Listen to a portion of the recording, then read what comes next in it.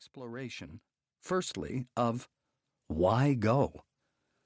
I wanted to find out why other people have committed, exiled themselves into small boats alone on the surface of the open ocean. Among those of Western backgrounds, single-handed ocean sailing began in the late 1800s. Individual and collective motivations to cross an ocean alone have shifted over time as solo sailors responded to social, political, and environmental movements.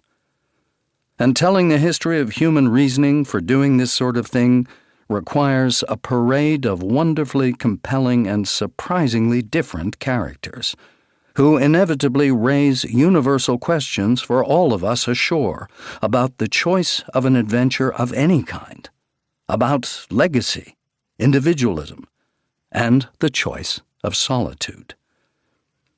Secondly, sailing alone is the story of what they saw. I wanted to know what other solo sailors observed out there in their small, slow boats so close to the surface, tracing their transects across the sea. Although their observations are inevitably anecdotal, and they as witnesses are not always reliable, single-handed sailors have provided useful glimpses into the changing global ocean, the most inaccessible, most unknown, yet most influential set of ecosystems on our planet. Sailors alone at single locations and times have recorded snapshots of the sea, for example, from under the shadow of a blue iceberg, or while skimming over a coral reef, or when gazing over the rail at night upon milky seas of bioluminescence. Solo sailors have described at different locations and times sailing through schools of flying squid, watching ribbons of thousands of shearwaters, or feeling the bumps of great white sharks rubbing their backs on the bottoms of their boats. The motivations of single-handed sailors and their previous reading shaped what they saw, felt, what they heard, what they smelled, tasted, and how they decided to write about the open ocean environment when they came home. The observations of these sailors, of seabirds, sharks, fish, turtles, and whales, have in turn influenced our cultural perceptions of groups of these animals, as well as more broadly in terms of our relationship with the ocean. Meanwhile, technological developments such as the marine engine, self-steering, photography, and GPS have in turn influenced the single-handed mariner's observations.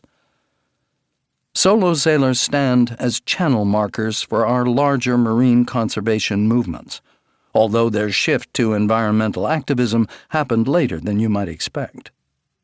Thirdly, this study, this history titled Sailing Alone, is about my own relatively minor voyage within those two terms of enquiry, the why go and the what they saw, which leads directly, physically, chronologically, and metaphorically, back to that singular moment when I rolled out of my bunk and climbed into the cockpit to the greatest shock of my life. I'm trying here to parse the facts and the meanings from what exactly happened on that windy, overcast afternoon in the Canary Current at approximately 1605 local time, when I stared up at that rumbling wall of red. Chapter 1. Anne Davison and the Meaning of Life.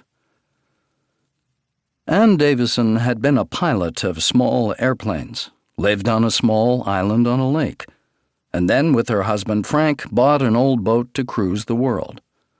Aboard this vessel, after 2 years of devoted but incomplete restoration, they hurried outbound from England in May of 1949 to escape creditors.